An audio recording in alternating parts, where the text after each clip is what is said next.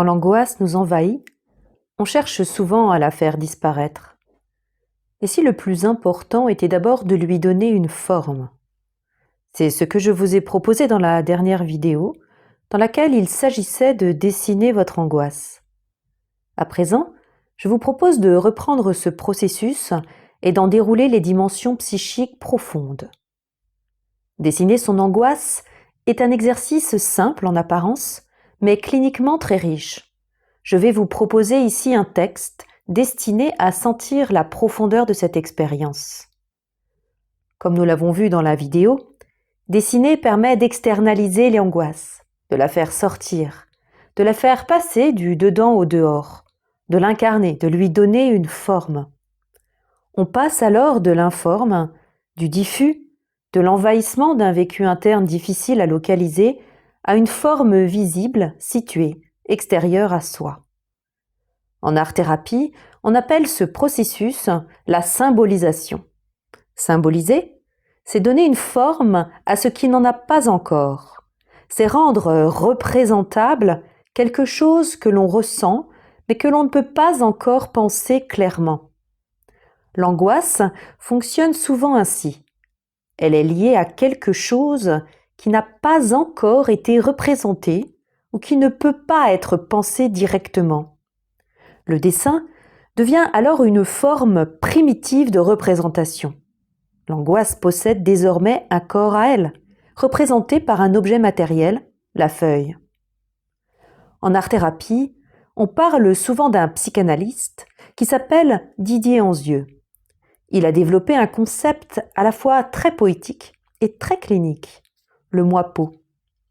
Selon lui, notre peau, cette frontière entre le dedans et le dehors, joue un rôle fondamental dans la construction de notre identité psychique. La peau nous protège, nous contient, nous situe.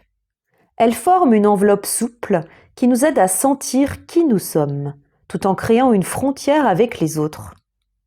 Ici, la feuille de papier qui reçoit notre tracé d'angoisse fonctionne un peu comme cette peau psychique.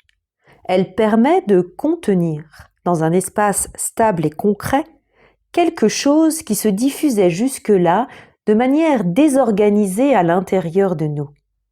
Le tracé devient alors une enveloppe. Il vient contenir quelque chose qui déborde. Ainsi, le cadre de la feuille est loin d'être anodin. Il limite, il contient, il porte, il supporte. Le geste graphique transforme une angoisse sans limite en quelque chose qui peut tenir dans un espace.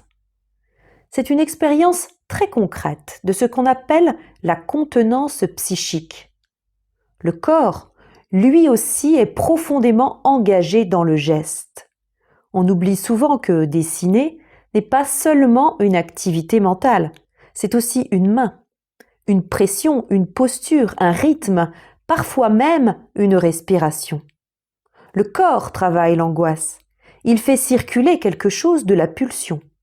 Remplir, entourer, appuyer fortement, répéter des formes, tout cela participe à contenir l'angoisse dans un espace sûr, un espace compréhensible. Le dessin peut alors devenir une décharge lorsqu'on trace vite, fort, de manière impulsive, ou une forme de régulation lorsque les gestes deviennent répétitifs, lents, presque rythmiques. Nous sommes là dans quelque chose de très proche des processus corporels de régulation émotionnelle. Le corps retrouve une forme de stabilité parce qu'il rassemble une sensation confuse pour la faire circuler vers l'extérieur. On peut suivre ainsi, entre le dedans et le dehors, le trajet pulsionnel de l'angoisse. Car l'angoisse, comme tout vécu psychique, est liée à la pulsion. Pour Sigmund Freud, l'angoisse peut être comprise comme une forme de trop-plein pulsionnel non élaboré, une énergie interne qui n'a pas pu se décharger, une énergie restée bloquée. Cela peut être dû au refoulement, à des interdits ou encore à une impossibilité extérieure. Mais l'angoisse peut aussi émerger d'une sensation de danger très particulière venant de l'intérieur même du sujet. Le moi perçoit alors un danger qui déclenche l'angoisse comme signal d'alarme.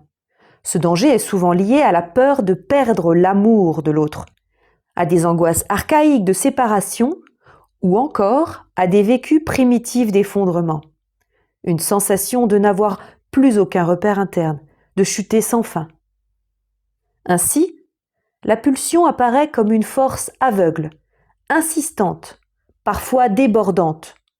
Le moi tente de la lier, de la représenter, de la contenir, et lorsque ce travail échoue ou menace d'échouer, surgit alors l'angoisse.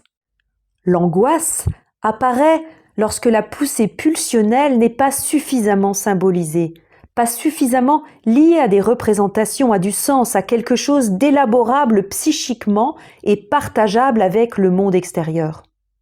C'est précisément là que le travail artistique peut devenir essentiel. Créer permet de lier la pulsion, de lui donner une forme, de transformer une angoisse brute en image, en trace, en contour. On passe alors d'une angoisse diffuse, corporelle, envahissante, à une forme visible, partageable et contenue. Le dessin peut rendre l'angoisse regardable, parfois même presque belle ou intéressante. Et là, quelque chose bascule. On passe d'une position passive à une forme d'activité psychique.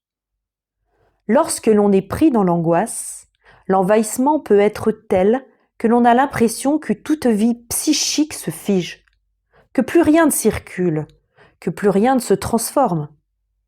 Le fait de symboliser, d'externaliser peut alors remettre du mouvement. Cela peut permettre de sentir à nouveau qu'il existe un espace intérieur où un moi peut se représenter dans une énergie liante, plutôt que dans un combat défensif permanent contre une angoisse qui semble vouloir tout dévorer. Une fois dessinée, l'angoisse devient une image.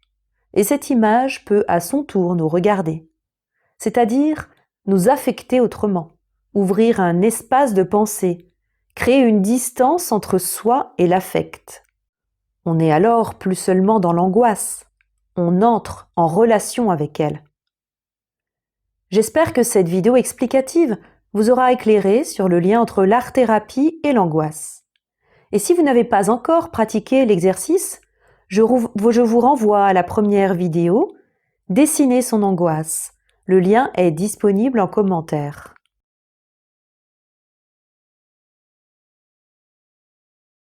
Merci d'être resté jusqu'au bout. Ça compte vraiment pour moi. J'apprécie de partager ces contenus et serai très heureuse de lire vos commentaires. Sur Clinique Créative, je partage régulièrement ces pistes de réflexion entre clinique et création. Vous pouvez vous abonner si vous avez envie de continuer à explorer cet univers avec moi.